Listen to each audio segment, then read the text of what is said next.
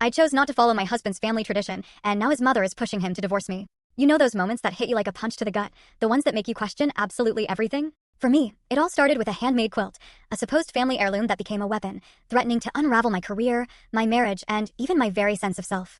When Devin finally got down on one knee, I was over the moon. But that joy, that pure happiness, was quickly overshadowed.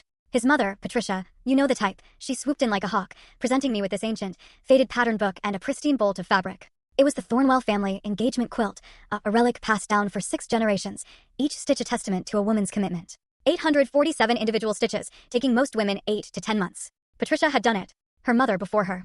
Even Devin's ex-girlfriend had started one before they broke up, though she never finished it. "You'll start tomorrow," she declared, not even a question in her voice. A command.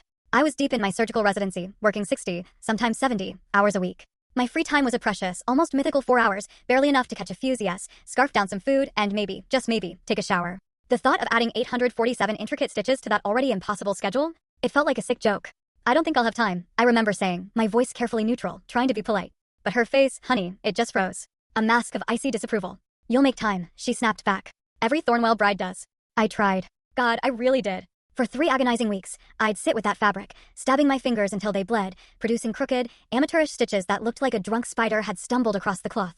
It was soul-crushing. Finally, I told Devin. I just couldn't do it. I loved him with all my heart, but I wasn't sacrificing my residency, my life's calling, for decorative bedding. He said he understood.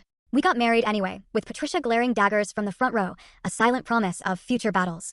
That was 2 years ago. Yesterday, I walked through my front door, utterly exhausted after a brutal shift, to find Devin's entire family sprawled across my living room. No warning. No text. Nothing. Just an ambush. His mother, Patricia, was perched in my favorite armchair, clutching that unfinished quilt like it was evidence in a trial. "This represents your commitment," she announced, her voice dripping with accusation. Or lack thereof. His father nodded grimly. His grandmother clutched her pearls like I'd personally insulted her lineage. In our family, the grandmother chimed in, her voice raspy. "A wife who won't complete the quilt doesn't respect tradition. Doesn't respect us." And Devin? My husband? He just stood by the window silent. I waited for him to defend me, to say something, anything. He didn't. Patricia, emboldened by his silence, continued, her voice practically purring with practiced disappointment.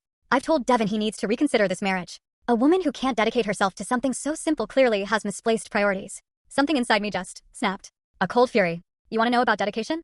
I said, my voice surprisingly quiet, dangerously so. "Last month I held a 6-year-old's hand while she died because her parents were too busy arguing to notice she'd stopped breathing. I've worked 96-hour weeks. I've missed birthdays, holidays, sleep. But sure," I scoffed, the anger rising now. "The real measure of my worth is decorative stitching. Full story on the channel. Link below. Click now and watch what happened next."